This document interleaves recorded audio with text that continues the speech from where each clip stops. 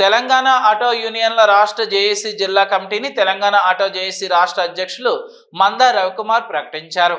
గోదావరి కని ప్రెస్ క్లబ్లో సోమవారం ఏర్పాటు చేసిన విలేకరుల సమావేశంలో ఆయన మాట్లాడుతూ, తెలంగాణ ఆటో యూనియన్ల రాష్ట్ర జేఏసీ జిల్లా కమిటీ గౌరవ అధ్యక్షులుగా గోపు ఐలయ్య యాదవ్, అధ్యక్షులుగా రేణికుంట్ల సురేష్, ప్రధాన కార్యదర్శిగా అయిందల సదానందం, కోశాధికారిగా తోకల వెంకటేష్లను ఎన్నుకున్నట్లు తెలిపారు. గౌరవ అధ్యక్షులు గోపు ఐలయ్య యాదవ్ మాట్లాడుతూ, తనకు ఇచ్చిన బాధ్యతలు సక్రమంగా నిర్వర్తిస్తూ ఆటో యాజమానులు, డ్రైవర్లు పడుతున్న ఇబ్బందులను ప్రభుత్వం దృష్టికి తీసుకువెళ్తానని అన్నారు.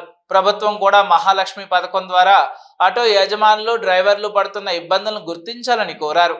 ఏదైతే నా మీద ఉన్న నమ్మకంతో బమ్ము చేయకుండా నా లక్ష్యమే నిరుపేద, రెక్కాడిద, డొక్కాడే కార్మికులకు, మరి ఆటో కార్మికులకు గత 10 సంవత్సరాల నుండి సేవ చేస్తున్నా. అందులో భాగంగా జిల్లా వ్యాప్తంగా తప్పకుండా జిల్లాలో ఉన్న, రాష్ట్రంలో ఉన్న ఏదైతే ఆటో కార్మికులు మరి ఇబ్బందులు పడుతున్న వారి సమస్యల మీద తప్పకుండా రాజకీయాలకు అతీతంగా వాళ్ళ సమస్యల మీద పోరాడడం, ఏ ప్రభుత్వం ఉండని వాళ్లకు వచ్చే హక్కుల గురించి కానీ వాళ్ళు ఎదుర్కొంటున్న సమస్యల మీద కానీ తప్పకుండా పోరాటం చేస్తారు. ఎంప్లాయ్మెంట్ వాళ్ళకు వాళ్ళు స్వయంగా మరి స్వయం ఉపాధి కింద ఎంప్లాయ్మెంటు ఆటోలు కొనుక్కొని జీవనోపాధి జరుగుతుంటే మరి వాళ్లకు కనీస ధర్మంగా సబ్సిడీ కింద వేరే రాష్ట్రాలకు కూడా సంవత్సరానికి 10,000, 12,000 ఈ విధంగా ఆర్థిక సాయం చేసి ఆటో కార్మికులను ఆదుకుంటున్నారు. ఇది రాజకీయం కాదు, ఇది కేవలము మానవ దృక్పథంతో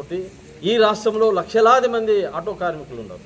ఆ లక్షలాది ఆటో కార్మికులకు మినిమం ఒక సంవత్సరానికి 15,000 చొప్పున వాళ్లకు జీవనాభివృద్ధి గురించి మరి ఆర్థిక సాయం చేయాలని ప్రభుత్వాన్ని నేను డిమాండ్ చేస్తున్నా.